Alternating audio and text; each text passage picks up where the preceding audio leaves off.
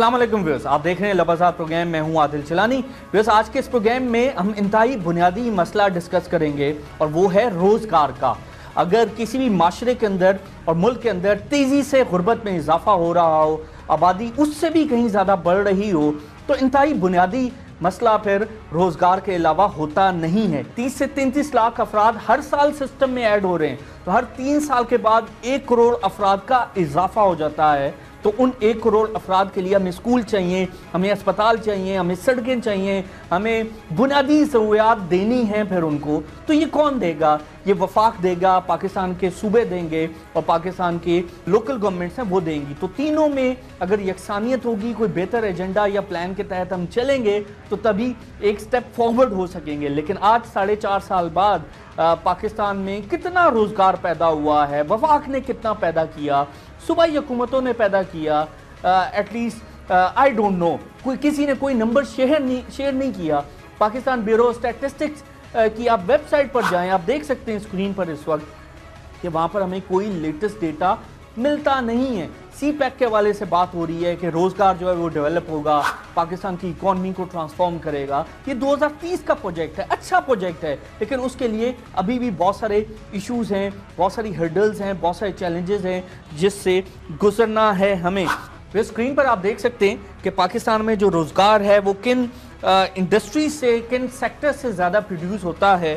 तो वो 4 सेक्टर्स हैं जो सबसे ज़्यादा पाकिस्तान में रोज़गार पैदा करते हैं, चाहे वो फॉर्मल हो या चाहे वो इनफॉर्मल हो। Agriculture sector, manufacturing sector, wholesale retail sector और सोशल सर्विसेज। पाकिस्तान में ज़राअत, माहीगीरी, जंगलात जो है वो 42% जो रोज़गार है वो पैदा करते हैं। जो सनतकारी का शोबा है वो 15% रोज़गार पैदा करता है। तीसरे नंबर पर होलसेल और रिटेल सेक्टर है, वो 14% रोज़गार पैदा करता है। और सोशल सर्विसेज का सेक्टर 13% रोज़गार पैदा करता है। तो इन चारों सेक्टर्स के अंदर जो बुनियादी पॉलिसीज़ हैं और जो बेहतर विजनरी जो स्ट्रैटेजीज़ हमें नज़र आनी चाहिए थी, वो काफ़ी हद तक मिसिंग हमें नज़र आ रही हैं। इसलिए पिछले 3 सालों में इन तीनों शोबों के अंदर जो रोज़गार का रेशो है वो गिरता हुआ हमें नज़र आ रहा है। तो आज का हमारा बुनियादी सवाल भी यही है कि रोज़गार पिछले 4.5 सालों में कितना पैदा हुआ, वफाक ने कितना काम किया, हुकूमत सिंध ने कितना काम किया, जो SMEs हैं, स्मॉल मीडियम इंटरप्राइजेस, उन्होंने कितना बेहतर तौर पर वफाक और सूबाई हुकूमतों की पॉलिसीज़ को वो आगे लेकर चले हैं, उन्हें कितना सपोर्ट किया है वफाक ने, उन्हें कितने फंड्स मिले, उनके जो लीगल इश्यूज़ थे, इसके अलावा जो रॉ मटेरियल के इश्यूज़ थे, जो फंडिंग के इश्यूज़ थे, वो कितने रिजॉल्व हुए हैं। क्योंकि SMEs अगर किसी भी मुल्क में बेहतर तौर पर काम करे तो तभी जो रीढ़ की हड्डी है उस माशरे की वो स्ट्रॉन्ग होती है और पाकिस्तान की इकॉनमी जो वो आगे चलती है। इसी बुनियादी इशू को आज के इस प्रोग्राम में हम डिस्कस करेंगे। हमारे साथ मौजूद हैं जुल्फ़िकार थावर साहब, आप प्रेसिडेंट हैं यूनिसेम के। सर बहुत शुक्रिया, थैंक यू वेरी मच, आपने हमें ज्वाइन किया, आपने वक्त दिया। शोएब मुगल साहब डायरेक्टर हैं ICB डिजिटल्स के, और IT इंडस्ट्री जो है वो एक बड़ा रोज़गार पैदा कर सकती है, इसलिए हमने उन्हें दावत दी है। शोएब साहब बहुत शुक्रिया, thank you very much. Zulfiqar साहब, सर बुनियादी इशू, अभी मैं जिस पर्सपेक्टिव के हवाले से बात कर रहा था, वफाक से लेके सूबों तक और सूबों से लेके लोकल गवर्नमेंट तक, गवर्नेंस जो है वो सर इंतहाई बुनियादी मसला है। पैनामा की आजकल बात हो रही है, लोड शेडिंग की बात हो रही है, दोनों में एक बुनियादी मसला है, वो है करप्शन और गवर्नेंस। तो करप्शन का मसला हल होगा या गवर्नेंस ठीक होगी तो पाकिस्तान का सिस्टम जो है वो ऊपर आएगा। लेकिन बदकिस्मती से इसी करप्शन और गवर्नेंस की वजह से आज जो हमारा सिस्टम है वो कोलैप्स कर रहा है, इदारे कोलैप्स कर रहे हैं, आम बंदा जो है वो चीखो बुखार कर रहा है। रोज़गार सब कितना पैदा हुआ 4-4.5 सालों में? वफाक ने और सिंध ने क्या काम किया, सूबों ने खास तौर? ये मेजॉरिटी सेक्टर है, ठीक है ना, माइक्रो स्मॉल मीडियम, ठीक है। और ये इसकी जो पोटेंशियलिटी है वो आपने खुद अभी अपनी बातों में बताया कि इसमें कितनी जान है, और ये सेल्फ एम्प्लॉयमेंट के लिए तो बहुत बेहतरीन वो है। अब कहानी ये है कि सपोर्ट जो है वो एक तो प्रोविंशियल गवर्नमेंट की तरफ से होती है और एक फेडरल गवर्नमेंट की तरफ से। अब ये दोनों की सपोर्ट जो है ना, इट इज़ लैकिंग। यानी हमें जितना इस सेक्टर में जान है, देखिए फार्म सेक्टर को आप ले लें, फार्म सेक्टर के बाद जो एग्रो बेस इंडस्ट्रीज ले लें, जो वैल्यू एडिशन इंडस्ट्रीज है। मैंने खुद कहा कि हाफ हार्टेडली जो सपोर्ट है वो वफाक की जानिब से, सूबों की जानिब से रही है। तो हाफ हार्टेड सपोर्ट के साथ आप इतना बड़ा सेक्टर जिसमें इतना ज़्यादा रोज़गार पैदा होता है उसको आगे चला सकते। Thank you Adil. देखिए आदिल, बेसिकली डिपेंड करता है कि किस तरह से आपके गोल सेट होते हैं। सबसे पहले आपका गोल सेट होता है, विजन सेट होता है, फिर आप डिपेंड करते हैं किस इंडस्ट्री में जा रहे हैं, किस सेगमेंट में जा रहे हैं, और आपका टेक्नोलॉजी का डेफिनेटली एक बहुत बड़ा पार्ट है। अब पहले एक दौर होता था कि जब टेक्नोलॉजी इतनी नहीं होती थी, अब टेक्नोलॉजी है, स्मार्ट टूल्स हैं, स्मार्ट वेज हैं जिसको यूज़ किया जा सकता है। आपका पहले प्लान सेट होता है, फिर इंपोर्ट के साथ आप बैठते हैं और आप एक्सपोर्ट के साथ बैठते हैं। साथ में आप टेक्नोलॉजी को जब ऐड करते हैं तो एक मास लेवल के ऊपर एग्जीक्यूशन प्लान बनते हैं किसी भी स्टेट के, किसी भी गवर्नमेंट के, किसी भी बॉडी के। इसके थ्रू आप एक एक्सपोनेंशियल ग्रोथ में जा सकते हो और एज सून एज पॉसिबल आप क्लिक कर सकते हो। अब प्रॉब्लम ये है कि इंपोर्ट ना गाइडेंस है लोगों को। जितने भी एंटरप्रेन्योर आ रहे हैं, आप पहले रिसर्च कंडक्ट कराएं कि रिसर्च क्या होगी, कि जो लोग अभी ग्रेजुएट हो रहे हैं, जो अभी यूथ आ रही है, वो बिज़नेस करना चाह रही है या जॉब करना चाह रही है। अगर जॉब ओरिएंटेड है तो उसका कहाँ पे जाके सेगमेंट हो रही है, वो कितनी जॉब ले रहा है, उसकी रिसर्च होना बहुत ज़रूरी है अगर हमें अगली गवर्नमेंट तक जाना है और हमें कोई अच्छे प्लान्स को देखना है। सेकेंडली फिर हमें ये देखना पड़ेगा कि रिसर्च क्या कहती है कि क्या लोग इस वक्त सबसे ज़्यादा इम्पोर्ट में जा रहे हैं या एक्सपोर्ट में जा रहे हैं या लोकल रिटेल सेल्स में, बिजनेस में ज़्यादा इन हो रहे हैं। यूथ कहाँ जा रही है, कि यूथ एज ए एंटरप्रेन्योर काम कर रही है। अगर तो अभी रिसेंटली वफाकी गवर्नमेंट और नून लीग की हुकूमत आने के बाद एक जनरल परसेप्शन ये है कि ताजर बरादरी बड़ी खुश होती है, बिजनेस कम्युनिटी बड़ी खुश होती है। तो क्या आप समझते हैं कि इंपोर्ट एक्सपोर्ट का काम ज़्यादा बढ़ा है पिछले 4-4.5 सालों में? देखें, असल में दो चीज़ें हैं। आप जिस ताजिर बरादरी की बात कर रहे हैं ना, या जिस कम्युनिटी की बात कर रहे हैं, वो ओल्ड लोग हैं। मतलब उनके तमाम सेगमेंट, उनकी रूट इस्टेब्लिश हैं, उनको ज़रूरत नहीं है। असल में जो न्यू कमर्स आ रहे हैं वो कहाँ लैंड कर रहे हैं, न्यू कमर्स कहाँ पे अपना गोल सेट कर रहे हैं, उसको क्या सपोर्ट चाहिए, क्या उसे पाकिस्तान से बाहर चले जाना चाहिए या आइदर उसे लोकल मार्केट में प्रॉपर कंसल्टेंसी मिलनी चाहिए कि किस तरह से वो अपना काम इस्टेब्लिश कर सकता है। देखें, डिजिटल का बहुत बड़ा रोल है। डिजिटल मार्केट एक इतनी बड़ी सेगमेंट है कि आप यहाँ से बैठ के यूएस को टारगेट कर सकते हैं, आप यहाँ से बैठ के किसी भी कंट्री को, किसी भी रीजन को टारगेट कर सकते हैं। तो अगर आप अपने लोकल एंटरप्रेन्योर्स को गाइड करें, एसएमईज़ को गाइड करें कि आप खुद ट्रैवल ना करो बल्कि आप टेक्नोलॉजी को यूज़ करो, तो उससे आपके ज़्यादा आपकी एक्सपोर्ट हो सकती है। आप अगर लोग इंपोर्ट करें तो रिटेल बिजनेस एग्जीक्यूट हो सकता है। ये शुएब साहब का काफ़ी इंपॉर्टेंट पॉइंट है, इस पे मैं आता हूँ और इसको आगे बढ़ाऊंगा। थावर साहब, टेक्नोलॉजी का इस्तेमाल तो आप तब करेंगे जब आपके पास ये 5 इश्यूज एड्रेस हो जाएंगे।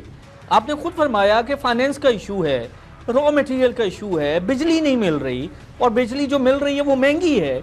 12-14 घंटे की लोड शेडिंग है देहातों के अंदर और शायद अब 16 घंटे की हो गई है, और बाकी जितने घंटे बिजली मिलती है उसका रेट बहुत ज़्यादा है, उसको अफोर्ड नहीं कर सकता आम बंदा और ताजर। फिर उसके दूसरे मसाइल भी हैं बहुत सारे।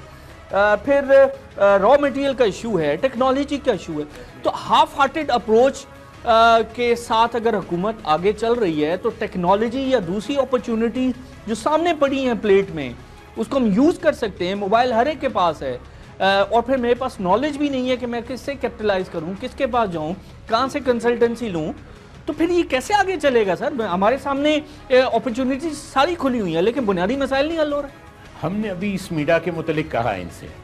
स्मीडा जो एक ऑर्गेनाइजेशन है ना, तो आप देखेंगे कि SMEDA is now understaffed, यानी स्मीडा को उन्होंने ऐसे छोड़ दिया है that it is dying its own death. तो हमने इनसे कहा डेवलपमेंट अथॉरिटी, हमने कहा इसको स्ट्रेंथन करो। इस अथॉरिटी का क्या काम है, हमारे व्यूज के लिए भी बताएं ना। अथॉरिटी का आउटरीच जाना है। इन्होंने एसएमईज के इश्यूज ना गवर्नमेंट को जो बताने हैं, it is between the SMEs and the government, ठीक है। और दूसरा इनकी, मैं एक ताजर हूँ, मैंने 15-20 लोगों को रोजगार दिया हुआ है, एक फैक्ट्री चला रहा हूँ, चाहे वो मसाले बनाने वाली फैक्ट्री है। तो मुझे जो भी मसाइल आएंगे, चाहे फाइनेंस के, चाहे टेक्नोलॉजी के, रॉ मटेरियल के, मेरी एलसी नहीं ओपन हो रही तो मैं स्मीडा को बताऊंगा और स्मीडा गवर्नमेंट के थ्रू वो मसाइल हल करेगी। बिल्कुल। अच्छा, स्मीडा दूसरा फिर ना वो स्पेसिफिक इंडस्ट्री वाइज एक रिसर्च कंडक्ट करता है, ठीक है। जैसे अभी टेक्सटाइल इंडस्ट्री के क्या मसले मसाइल है, क्या है, इसका प्रमोशन कैसे हो सकता है, इसकी अपग्रेडिंग कैसे हो सकती है, प्रोडक्ट इंप्रूवमेंट कैसे हो सकती है। तो it is a consultative body, ठीक है। लेकिन अब स्मीडा काम नहीं कर रही। स्मीडा को फंड्स ही नहीं दिए हुए, स्मीडा के स्टाफ सब छोड़ के चले गए। अब स्मीडा is like a skeleton body, उसको उन्होंने दरबदर किया हुआ है। तो मैं कहता हूं कि सबसे पहले तो तुम इसको स्ट्रेंथन करो। तो स्मेडा में क्या काबिल लोग नहीं है या आप समझते हैं उनकी कैपेसिटी का काबिल लोग है, लेकिन उनकी जो सैलरीज है वो मार्केट सैलरीज नहीं है। सही है ना। अब ये इतना हाईली प्रोफेशनल काम है और हाईली टेक्निकल काम है कि इसके अंदर आपको वो बंदे चाहिए जो अपने काम को बेहतरीन समझते हैं। ठीक है। तो एक तो उनकी सैलरीज वो है। तो सर अभी ये दो बड़े प्रोजेक्ट हमारे सामने आए हैं, एक बेनज़ीर इनकम सपोर्ट प्रोग्राम जिसको पहले पीपल्स पार्टी गवर्नमेंट ने शुरू किया, वफाक जो है वो उसको ऑन करके उसको और आगे चला रहा है और पिछले कोई 6 वर्षों में 100 अरब रुपए से ज़्यादा इन्हें फंड्स मिले हैं। एक वो प्रोजेक्ट है, दूसरा Shaheed Benazir Bhutto youth development programme है जो गवर्नमेंट ऑफ सिंध चला रही है, और इसके अलावा दूसरे छोटे प्रोजेक्ट। ये दो बड़े प्रोजेक्ट, इन दो बड़े प्रोजेक्ट्स को स्मेडा किस तरह लेकर चल रहा है, या ये अपने तक खुद ही चला? नहीं, ये तो स्मेडा के अंडर में आते ही नहीं। ये दोनों स्मेडा के अंदर, ये तो अलग ही कहानी है। और ये कोई ऐसे प्रोजेक्ट्स यानी एक को डायरेक्ट वफाक डील कर रहा है, एक को सूबा डील कर रहा है। जी, लेकिन ये कोई ऐसे प्रोजेक्ट नहीं है जो एम्प्लॉयमेंट क्रिएट किए। ये तो किसी को भीख देने वाली बात हो गई ना। आप ऐसे तो नहीं वो कर सकते। इनका तो बेसिक कंसेप्ट ही गलत है। You see, because you have to teach the people of the rural areas how to earn money, है ना। वो आप उनको पैसा कमाना सिखाए। और इतना स्कोप है, अगर आप खाली वैल्यू एडिशन में चले जाए ना तो इतना स्कोप है, बिकॉज हमारे पास कॉटन है, राइस है, वीट है, मेज है, you name the item and we तो मछली पकड़ना नहीं सिखा रही है। हाँ, तो इनको बेसिकली तो अरबों रुपए के फंड्स फिर सर जाया हो रहे हैं।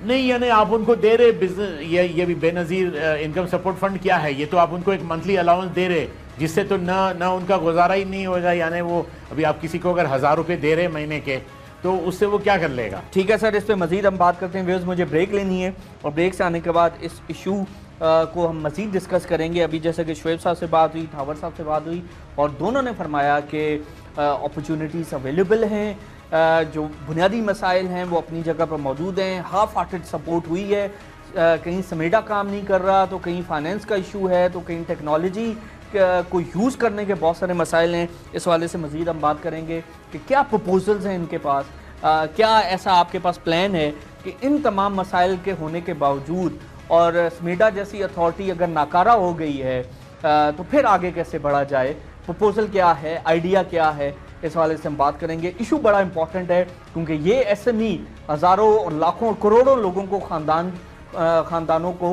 रोज़गार मुहैया करती है। तो SME अगर नहीं चलेगी, चाइना में हमने देखा रिसेंटली पिछले 15-20 सालों में कि SME ने रिवाइव किया है चाइनीज़ इकॉनमी को, और आज पूरी दुनिया में रूल कर रहा है चाइना, और फास्टेस्ट ग्रोइंग इकॉनमी है चाइना की, बावजूद इसके कि वहाँ पर आबादी बहुत ज़्यादा है। तो we have to learn from others nation कि उनके जो इकोनॉमिक प्लान है, जो मॉडल हैं, वो क्या रहे, तो हम उनको फॉलो क्यों नहीं कर सकते। तो अगर SME से ही उन्होंने ग्रो किया है तो हमारा SME क्या है। SME एक ऐसा नुस्ख़ा कीमिया है जो पाकिस्तान में ना सिर्फ रोज़गार पैदा कर सकता है बल्कि माशी जो ढांचा है उसको मुकम्मल तौर पर तब्दील कर सकता है। आज पाकिस्तान में 23,000 अरब रुपए के कर्ज हैं, जो एक्यूमुलेटेड डेट है, जो पिछले 70 साल का इकट्ठा हो गया मौजूदा हुकूमत में, वो 23,000 अरब रुपए का है। 1600 अरब रुपए की सूद की अदायगियाँ हम करते हैं, और इसके अलावा जो डिफेंस और बाकी जगह पर अदायगियाँ करके बजट खसारे पूरे करके आवाम के लिए पैसा नहीं बचता, तो इसलिए टैक्सों का बहुत ज़्यादा बढ़ता है और रोज़गार भी फिर पैदा नहीं हो सकता। तो ये SME जो नुस्ख़ा कीमिया है उसके हवाले से आज हम डिबेट कर रहे हैं, वेरी इंपॉर्टेंट डिबेट, और सॉल्यूशंस भी लेने की कोशिश करेंगे। थावर साहब, ब्रेक से पहले हम बात कर रहे थे बुनियादी मसाइल के हवाले से। SME के बुनियादी मसला है उसे फाइनेंस नहीं मिलता, उसे कर्जा नहीं मिलता, बैंक उसे कर्जा नहीं देते क्योंकि डिफॉल्ट का इशू है।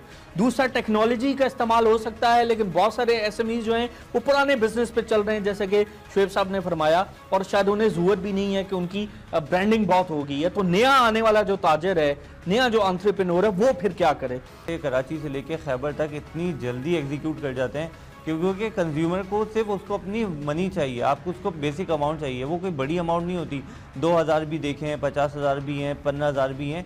ये एक ऐसी अमाउंट है कि जिसमें लोगों के रोज़गार भी है और आपकी सेल परचेज भी है, और देखें मनी रोटेट हो रही है, आपकी मनी का पूरा सर्कल एक रोटेट हो रहा है। तो ये इसलिए कि बैंकों ने ये फैक्टर एड्रेस नहीं किया इसको ओपन छोड़ दिया है, तो इसलिए एक एवेन्यू पैदा हुआ और यहाँ पर जो मोबाइल कंपनीज हैं उन्होंने अपने चैनल खोल के उसको यूज कर रहे हैं। देखिए इजी अप्रोच है, आप जो अपने फ़ोन से जितनी जल्दी ट्रांसफ़र कर सकते हैं वो ज़्यादा कन्वीनियंट है, या आप उठ के जाएंगे ट्रैवल करके फिर बैंक तक पहुंचेंगे फिर जाके आप एग्जीक्यूट करेंगे, या आप सिंपली अपने फ़ोन से इंटरनेट बैंकिंग यूज़ करेंगे और कर देंगे। देखें आपकी लिटरेसी रेट बड़ा मैटर करता है कि आप जिस जगहों पे रोटेट कर रहे हैं मनी को, वहाँ पे कितने लोग ऐसे हैं जो कि एजुकेटेड हैं या जिनको पता है कितने जल्दी वो सेल फोन और इंटरनेट सर्विसेज के ऊपर रिलाई कर सकते हैं। कोई भी अभी तक इंटरनेट बैंकिंग को प्रॉपर यूज़ नहीं करता, ज़्यादातर लोग जो हैं वो ट्रैवल करके चले जाते हैं या अपने ईजी पैसा को यूज़ करते हैं।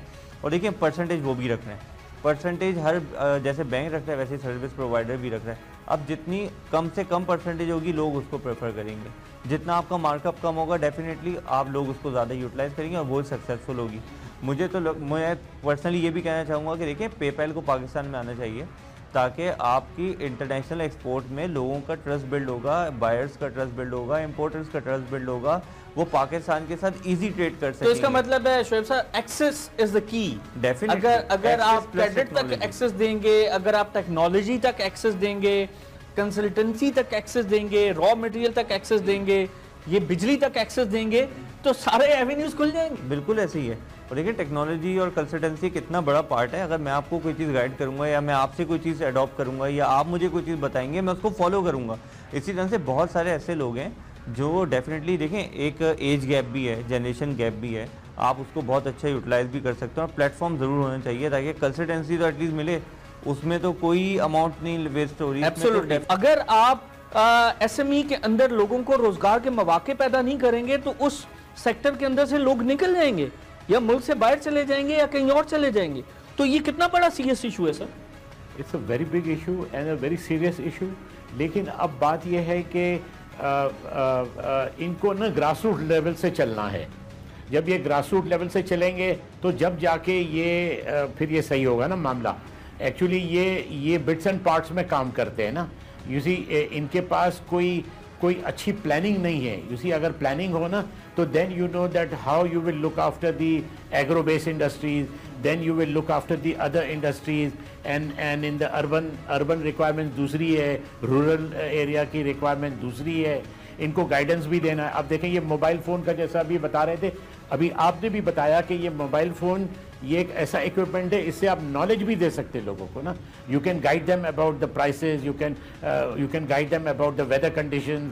आप उनको हर बात की अवेयरनेस दे सकते हैं। तो सर ये जो कम हो रहा है 44% से 42% तक 2% ज़राअत में कम हो गया, मैन्युफैक्चरिंग में तकरीबन 1% बढ़ा है, लेकिन दूसरे शोबों में स्क्रीन पर व्यूअर्स इस वक्त ये पूरी लिस्ट आपको नजर आ रही है। कंस्ट्रक्शन में 7%, 7.4% से 7.3% पर हो गया। होलसेल रिटेल सेक्टर भी 2% कम हुआ है। इसके अलावा जो कम्युनिकेशन सोशल सर्विसेज वो भी कम हुआ है। तो रेशियो गिर रहा है sir Aahista Aahista. It is mismanagement. You see अगर ये तो इसको किसी सूरत से गिरना चाहिए ही नहीं। ये तो अब आप देख लें, डेयरी सेक्टर देख लें, पोल्ट्री सेक्टर देख लें, पॉपुलेशन इतनी बढ़ रही है ना, तो ये सब सेक्टर्स को तो मतलब उभर के आने चाहिए। और अगर ये गिर रहे हैं इसका मतलब है कि you know there is some failure somewhere. Viewers मुझे ब्रेक लेनी है और ब्रेक से आने के बाद इसी गुफ्तगू को यहीं से जारी रखेंगे कि ये जो अरबों रुपए के फंड्स हैं, जो डेवलपमेंट स्कीम्स हैं और इसके अलावा जो टैक्स पेयर्स मनी है वो फिर उसका इस्तेमाल इस साइड पर क्यों नहीं हो सकता और उसका कनेक्शन इस तरफ क्यों नहीं है। क्या करप्शन और जो गवर्नेंस है और इसके अलावा जो सियासी मुदाखलतें हैं वो भी एक बहुत बड़ी वजह है या मामला कुछ और? बात कर रहे थे स्मॉल मीडियम इंटरप्राइजेस के हवाले से, रोज़गार बुनियादी मसला है और इस हवाले से बात हुई।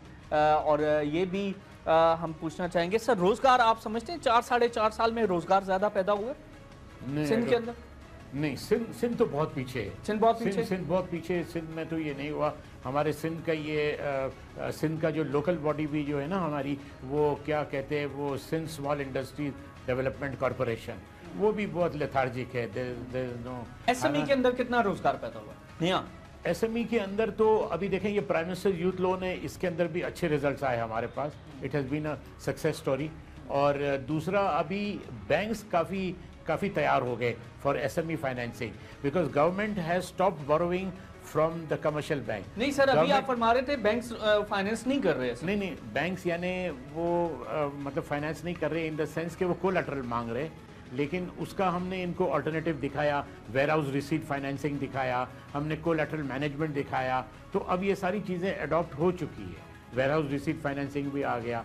फिर जैसे अभी पोजीशन क्या है पता है कि government has stopped borrowing from commercial bank, government is now borrowing from the treasury. Okay, तो अभी बैंक्स जो है एसएमईज की तरफ जा रहे हैं। गरीब बंदा है जो कारोबार करना चाहता है, उसके पास कोलैटरल कोई नहीं है, तो वो क्या करे? गारंटीज पे काम चल सकता है। अगर वो किसी की गारंटी देना, देखे अल्लाह वास्ते तो किसी को पैसे दे नहीं सकते कि हम अगर किसी को पैसे दे, और तो उसकी हमें कोई गारंटी चाहिए कि वो तो वो अपने फैमिली मेंबर्स की गारंटी दे सकता है, अपने कोई रिश्तेदारों की, यानी कोई तो उसकी पकड़ होनी चाहिए। ठीक है शोएब साहब, ये जो बुनियादी मसाइल जो प्रोग्राम से पहले हम बात कर रहे थे, फाइनेंस है, टेक्नोलॉजी है, रॉ मटेरियल, एनर्जी वगैरह, उसका कोई ऑल्टरनेट हो सकता है कि इसी एसएमई को इन्हीं बुनियादी मसाइल में रहते हुए हम धक्का दें, थोड़ा आगे चलाएं ताकि रोजगार पैदा हो, सिस्टम आगे ग्रो करे? देखिए बिल्कुल हो सकता है।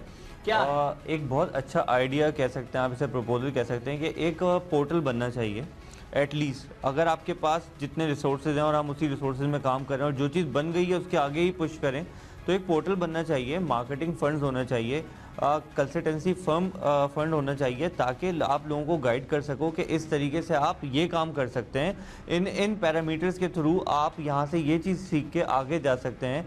इस चीज़ों को फॉलो करते हुए, ये टेक्नोलॉजी को यूज़ करते हुए आप एक्सपोर्ट में जा सकते हैं, इंटरनेशनल मार्केट में पेनिट्रेट कर सकते हैं। कुछ नहीं तो एटलीस्ट आप अपनी मार्केटिंग कर सकते हैं, ब्रांडिंग कर सकते हैं, आप पाकिस्तान का नाम प्रमोट कर सकते हैं कि जिसके थ्रू आपके पास इंटरनेशनल मार्केट में लोगों का ट्रस्ट होगा, पाकिस्तान पे ट्रस्ट बढ़ेगा। डेफिनेटली सीपैक जिस तरह से फेम होता जा रहा है, फेमिलियर होता जा रहा है, उसकी अपनी सक्सेस है, लोग तो यही काम तो सर एक्सपोर्ट प्रमोशन ब्यूरो और trade development authority of Pakistan का है। सर कहाँ है? उन्होंने 100 से ज्यादा एग्जीबिशन किए, एक्सपोर्ट हमारी 5 अरब डॉलर गिर गई। एग्जीबिशन में जितनी अमाउंट इन्वेस्ट होती है उससे कम अमाउंट में अगर आपकी एक अच्छी मार्केटिंग हो जाती है तो आपको और क्या चाहिए, ज्यादा लोगों को फैसिलिटेट कर सकेंगे। आप ये फरमा रहे हैं कि जो डेवलपमेंट साइड पर जो इंपॉर्टेंट चीज है दैट इज मार्केटिंग। तो मार्केटिंग होगी, एक्सेस मिलेगा, तो तब चीजें ज्यादा एक्सपोजर होगा। तो एक्सपोर्ट प्रमोशन ब्यूरो और trade development authority of Pakistan, इसका मतलब है वैसा काम नहीं कर रहे जैसा होना चाहिए। डेफिनेटली पोर्टल होना चाहिए। अभी तक कोई पाकिस्तान लेवल के ऊपर कोई पोर्टल नहीं है। मैं तो खुद ये चाहूँगा कि होना चाहिए पोर्टल। आपको जो प्राइवेट लिमिटेड कंपनी की सपोर्ट चाहिए, वी आर अवेलेबल। हम हैं, बहुत सारी कंपनीज हैं, गाइड कर सकते हैं, आप लोगों को सोल्यूशन प्रोवाइड कर सकते हैं, क्योंकि गवर्नमेंट और प्राइवेट लिमिटेड मिलके एक ऐसा टारगेट हिट कर सकती हैं जो अभी तक कोई भी हिट नहीं कर पा रहा। Stay on this point. Thawar साहब, ये टी-डैप क्या कर रहा है sir, trade development authority of Pakistan, जिसका बुनियादी मकसद ये है कि आपने एक्सपोर्ट्स के एवेन्यूज़ को खोलना है, आपने डेवलपमेंट करनी है, एक्सपोर्ट्स को बढ़ाना है, एक्सपोर्ट प्रमोशन ब्यूरो को मार्केटिंग करनी है, जिसके वाले से बात कर रहे हैं शोएब साहब। तो सर हमारी क्या मार्केटिंग हुई, क्या डेवलपमेंट हुई? एक्सपोर्ट तो 5 अरब डॉलर गिर गई। हमने TDAP को बताया कि तुम एक एक्सपोर्ट हाउस बनाओ फॉर द SMEs। देखिए SME जो चीज़ें बनाता है ना, ये बड़े बड़ों के पास, तो TDAP आप बेसिकली समझ लें it caters to the big people. SME के लिए हमें एक अलग चाहिए, जो हमने उनको बताया। हमने उनको ये भी बताया हमारे लिए अलग चेंबर चाहिए, चेंबर ऑफ कॉमर्स हमारा अपना हो SMEs का। देखिए SME सेक्टर वो निगलेक्टेड सेक्टर है। अब ये जो जितने भी काम कर रहे हैं बड़े बड़ों के लिए कर रहे हैं। तो TDAP को हमने बोला, उन्होंने एक स्टीयरिंग कमेटी भी बनाई, सब बनाया कि हम करेंगे, लेकिन फिर वो बहुत ही लेथार्जिक है उनका कोई। अभी अगर हमने उनको ये बताया, जैसे अभी शोएब साहब ने बताया कि ये जो है ना इंटरनेट का दौर है ना, अभी वो आप ट्रेड डेलीगेशन लेके जाएं या एग्जीबिशन लगाएं, यहाँ तो वी नीड 24/7 जो exhibition on the net all the time. आप एक चीज़ बनाते तो अगर आप उसके मेंबर बन जाएंगे तो आपका प्रोडक्ट 24/7 होगा। तो सर इन इदारों का हम क्या करें, जो टी-डैप है, एक्सपोर्ट प्रमोशन ब्यूरो, ये टैक्स पेयर मनी से ये चल रहे हैं, उसी पे फाइनेंस अपने तमाम दौरों को करते हैं, एग्जीबिशंस को। ये इदारे जो है, अगर ये जैसा हम इनको गाइडलाइन देते वैसे ये काम करेंगे ना, तो ये कामयाब होंगे और ये SMEs की खिदमत कर सकेंगे, जिसके लिए ये बनाए गए हैं ना। तो सर SN इकबाल साहब कह रहे हैं SME बड़ा अच्छा चल रहा है, उसको हम प्रमोट कर रहे हैं। पाकिस्तान के ये T-dab, export promotion bureau, commerce ministry बड़ी एक्टिव है, एफिशिएंट है। तो सर ये एफिशिएंसी इन इदारों की कहाँ चलेगी? देखिए implementation is not SN Iqbal's job, okay. Ahsan Iqbal is doing planning, he plan. अब वो बेचारे 2020-2025 तक का प्लान बना के इनको विजन बना के दे रहे, ठीक है। अच्छा, वो विजन का फीडबैक भी हम दे रहे हैं उनको सारा, लेकिन इम्प्लीमेंटेशन जो है वो तो जो अथॉरिटीज़ है जैसे TDAP है, स्मीडा है, you know, all these people have to really. अच्छा, अभी आपका PCSIR है, यू नो, ये सारे इदारे हैं ना। तो अभी बात ये थी, गुजारिश ये है कि हमने शोएब साहब से भी कहा कि आप और आप जैसे लोगों की एक अपनी टीम बने, जो हम अपने तौर पे गवर्नमेंट के साथ मिल के, देखिए गवर्नमेंट के पास स्किल्स नहीं है, गवर्नमेंट के पास फंडिंग हो सकती है, लेकिन उनके पास आइडियाज़ नहीं है, स्किल्स नहीं है। स्किल्स हमारे जो एक्सपर्ट्स हैं उनके पास है। तो हमने कहा ये मिलके प्राइवेट पब्लिक पार्टनरशिप में आप बनाएं और ये हर एक्सपर्ट अपनी जगह आके अपनी बात बताएं। तो सर ये जो बुनियादी मसाइल हैं शोएब साहब, जो अभी आप बात कर रहे थे कि टेक्नोलॉजिकल जो रेवोल्यूशन है उसका आजकल दौर है, और वो चीज़ जो है वो ज़्यादा ट्रांसफॉर्म कर सकती है कि इकॉनमी को नीचे से बहुत ऊपर उठा सकती है। तो ये जो इदारे हैं, ये अगर आपके साथ काम करें और आपके आइडियाज़ को बाय करें और बेहतर तौर पर प्रमोट करें, तो फ़ायदा तो पाकिस्तान की ही होना है। डेफिनेटली पाकिस्तान का फ़ायदा होना है, कम्युनिकेशन गैप कम होगा। क्योंकि अभी जो है ना सबसे बड़ा प्रॉब्लम ये है कि वफाक और सिंध और आप देखें कि लोगों का ना कम्युनिकेशन गैप है, इदारे आपस में बात नहीं करते या कम्युनिकेशन प्रॉपर नहीं, आपकी प्रॉपर डिलीवरेंस नहीं है। आप एक आइडिया तो प्लान करते हो, देखें आप कोई भी आइडिया प्लान करते हैं ना तो उसकी एग्जीक्यूशन बहुत इंपॉर्टेंट होती है, और आपको आइडिया के बाद 80% एफर्ट चाहिए होती है एग्जीक्यूशन के लिए, और एग्जीक्यूशन एक बहुत इंपॉर्टेंट पार्ट है। उसके लिए अगर आपको लगता है कि प्राइवेट लिमिटेड के साथ किसी के भी साथ भी कोलैबोरेशन हो सकता है तो आप लें और मेड इन पाकिस्तान को प्रमोट करें, एटलीस्ट पाकिस्तान को प्रमोट करें, क्योंकि आने वाला दौर डेफिनेटली टेक्नोलॉजी का है या IT का है या पोर्टल्स का दौर है। आप ट्रैवलिंग के ऊपर और ट्रेड शोज़ के थ्रू आप इतना पैसा लगाते हो, इससे अच्छा आप हाफ पैसा अगर मार्केटिंग में लगाओ, डिजिटल मार्केटिंग में, तो आपको ज़्यादा इफेक्टिव होगा, बहुत लोग फैसिलिटेट होंगे, एक नहीं होगा 100 तो आज तो जो टेक्नोलॉजी का दौर है जिसके हवाले से हम बात कर रहे हैं, हर बंदे के पास मोबाइल फ़ोन है, एक्सेस आ गया है, वो यहाँ पर बैठ के यूरोप, अमेरिका हर जगह ट्रेड कर सकता है। तो फिर क्या बुनियादी मसला फिर वही है जो हम प्रोग्राम के शुरू में बात कर रहे थे कि यहाँ पर बिजली नहीं है, मोबाइल फ़ोन चार्ज नहीं हो सकता, चार्ज होगा मेरा मोबाइल फोन चलेगा, तो यानी छोटी छोटी गाइडलाइंस एक बहुत इंपॉर्टेंट पार्ट है। गाइडेंस नहीं है, कंसल्टेंसी नहीं है, मुझे कौन बताएगा किस सेक्टर में कहाँ अपॉर्चुनिटी अवेलेबल है। बिल्कुल सही कह रहे हैं, फाइनेंस नहीं है, लीगल इश्यूज हैं बहुत सारी चीज़ों में। तो अगर ये बुनियादी छोटे छोटे मसाइल हल होंगे तो फिर मैं इस टेक्नोलॉजी का इस्तेमाल करूंगा ना। बिल्कुल ऐसे ही। देखिए लीडरशिप एक बहुत बड़ा रोल है कि कौन आगे बढ़ के बताएगा। देखिए हर बंदा अपने फ़ायदे के लिए काम करता है, कौन ऐसे लोग हैं, कितने ऐसे लोग हैं जो आगे आके ये गाइड कर सकते हैं लोगों को, या एटलीस्ट एंटरप्रेन्योर्स को गाइड कर सकते हैं कि इट्स राइट डायरेक्शन ये, एटलीस्ट डायरेक्शन तो पता हो कि किस डायरेक्शन में जाना है। टाइम बच सकता है, अमाउंट बच सकती है, आपकी सर्चिंग बच सकती है, मल्टीपल ऑप्शन आपके सामने इनेबल हो सकते हैं, और प्लेटफॉर्म डेफिनेटली मैं कहूँगा होना ज़रूरी है, अपडेटेड प्लेटफॉर्म। ये कौन बताएगा? बात ये है कि इदारे तो हम इसलिए बनाते हैं ना ताकि एक बेहतर प्लेटफॉर्म से एक बेहतर कैपेसिटी के साथ तमाम चीज़ें आगे चलें। कौन आता है कौन जाता है इससे फ़र्क नहीं पड़ता, इदारा अपनी जगह पर रहता है। तो एक्सपोर्ट प्रमोशन ब्यूरो, TDAP, स्मेडा, ये इतने तगड़े इदारे थे सारे एक ज़माने में, आज वो कोलैप्स करके कोलैप्स कर गए, इसलिए कि वो गवर्नमेंट की तवज्जो इनकी तरफ है नहीं। गवर्नमेंट की तवज्जो वही बड़े प्रोजेक्ट्स में है जहाँ कुछ बात बनती है, जहाँ माल पानी है वहाँ चलेंगे बस। जी। तो ये अभी इनको स्पीडा से क्या मिलेगा, इनको TDAP से क्या मिलेगा, इनको तो बड़े प्रोजेक्ट्स चाहिए, आप समझ रहे बात मेरी। तो ये बट बेसिकली आई अगेन से एंड आई अगेन रिपीट कि वी नीड टेक्नोक्रेट्स।